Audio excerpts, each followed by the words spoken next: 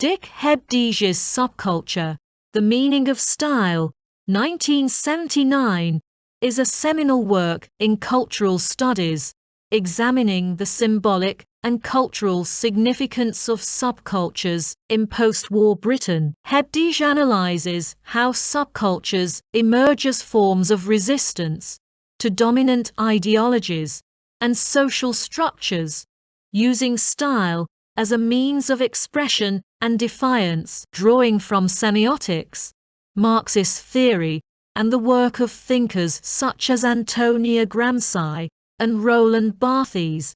Hebdige offers a nuanced understanding of the interplay between culture, power, and meaning. Hebdige situates subcultures within the framework of hegemony, a concept derived from Gramsci's theories. Hegemony refers to the process by which dominant groups maintain their power through cultural and ideological means, often appearing natural and consensual. Subcultures, according to Hebdige, represent a disruption of this hegemony by appropriating and recontextualizing elements of mainstream culture, transforming them into symbols of opposition. For instance, punk subculture's use of safety pins, ripped clothing, and anarchic imagery was a deliberate rejection of societal norms and a critique of consumer capitalism. Through this lens,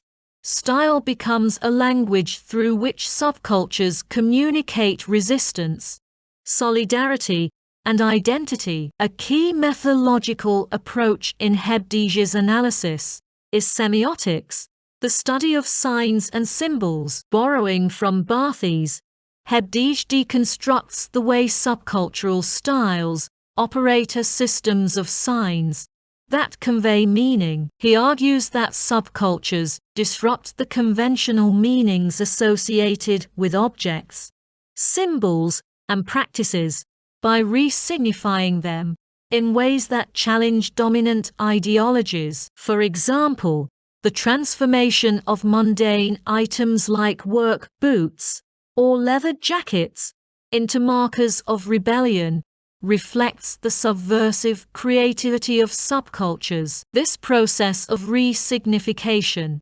enables subcultures to articulate their discontent with societal norms, offering an alternative set of meanings that resonate within their communities. Hebdige also emphasizes the importance of historical and social contexts in understanding subcultures. He examines the economic and social conditions of post-war Britain, such as deindustrialization, rising unemployment, and racial tensions, as critical factors in the emergence of subcultures like mods, skinheads, and punks. These groups, he argues, were not merely stylistic phenomena, but responses to the alienation and dislocation experienced by marginalized youth. For example, the skinhead subculture's adoption of working-class aesthetics and reggae music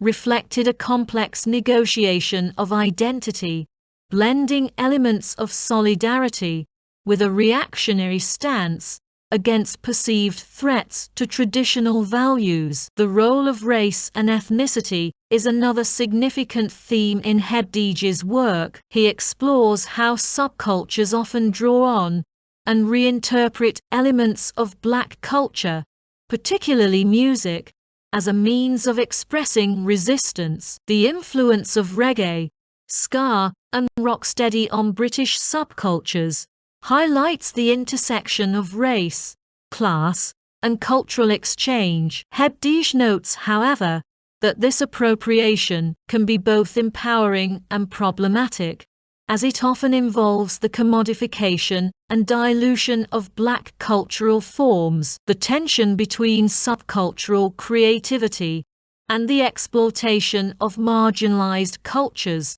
underscores the complexities of cultural resistance. Hebdige's analysis extends to the process by which subcultures are eventually co-opted and neutralized by mainstream culture. He argues that the capitalist system has an inherent capacity to absorb and commodify subcultural styles, stripping them of their oppositional meaning and transforming them into marketable products. This phenomenon, which he terms recuperation, illustrates the paradox of subcultural resistance.